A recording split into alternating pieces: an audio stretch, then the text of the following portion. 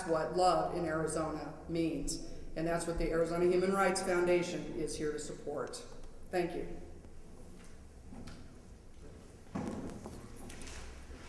Hi, my name is Wayne Besson. I'm the author of Anything But Straight, Unmasking the Scandals and Lies Behind the Ex-Gay Myth, and the executive director of Truth Wins Out.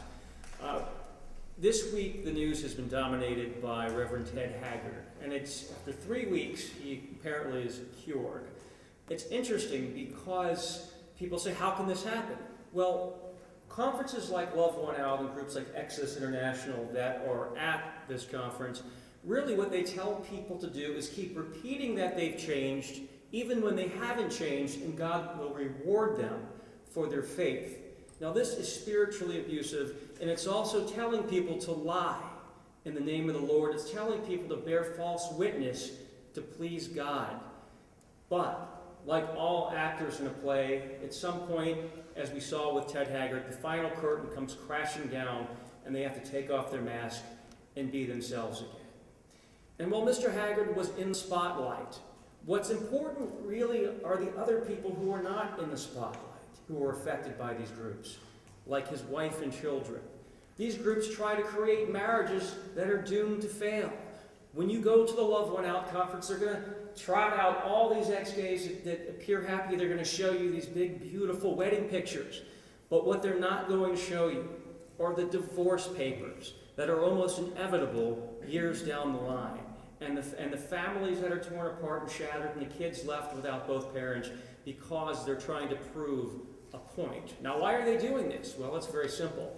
They look at polls, and polls show that when people believe that homosexuality is a casual choice that can be prayed away, they vote anti-gay. When people believe it's who you are, an intrinsic part of your soul and your being, they vote pro-gay.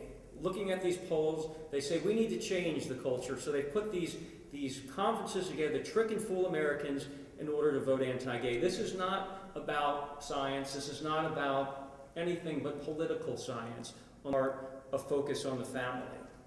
Speaking of pseudoscience, this week another researcher spoke out about James Dobson, a focus on the family. When they talk about their so-called science at this conference, I want everyone here to remember, in the last 12 months, 6 top scientists from Yale and NYU and Columbia University in 3 countries have condemned James Dobson for lying about their work. They've told him to stop quoting their research. And they've said he distorted, misused, cherry-picked, and misquoted legitimate research.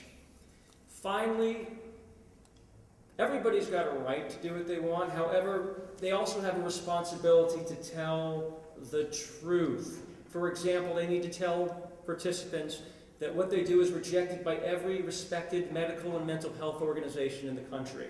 They need to stop telling people if they come out of the closet, they're going to be miserable, alone, or die of AIDS. They need to start showing a realistic picture that you can be happy and live a rich, fulfilling, productive life as a gay and lesbian American, and your sexual orientation has nothing to do with that. Please focus on the family, start telling the truth, and then only love will finally win out.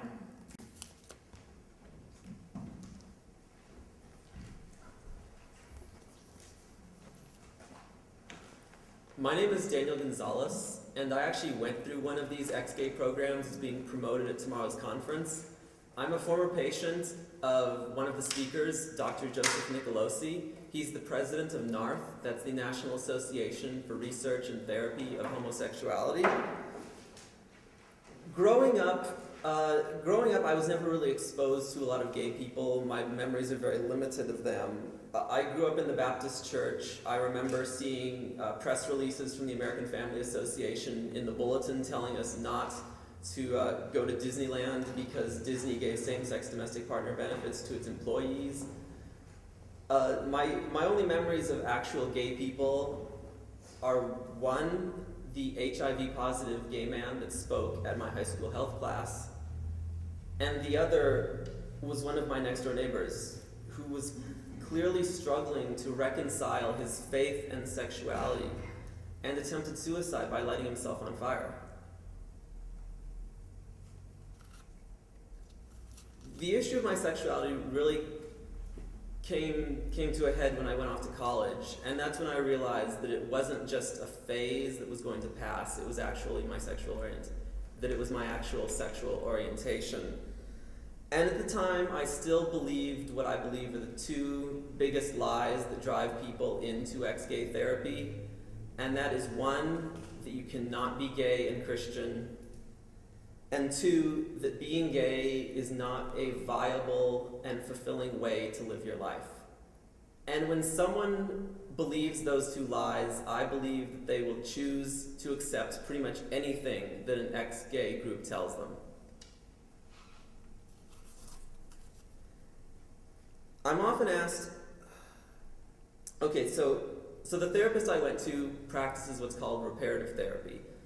The theory behind reparative therapy is that something about your own sense of masculinity is somehow broken, and you have these same-sex attractions towards things that you're towards characteristics that you're somehow lacking. And so when you have one of your attractions, part of the therapy is to take that attraction and to twist it and to analyze it and try and figure out what that is about yourself that you're somehow lacking. And it's really nothing more than an elaborate attempt to convince yourself that your sexual attractions are something other than what they really are.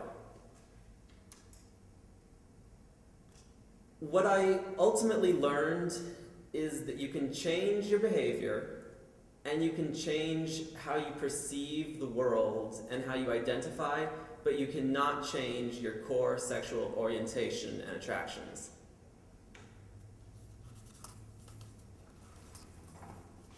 I'd like to close with a quote from ex-gay survivor Peterson Toscano from the ex-gay documentary Fish Can't Fly.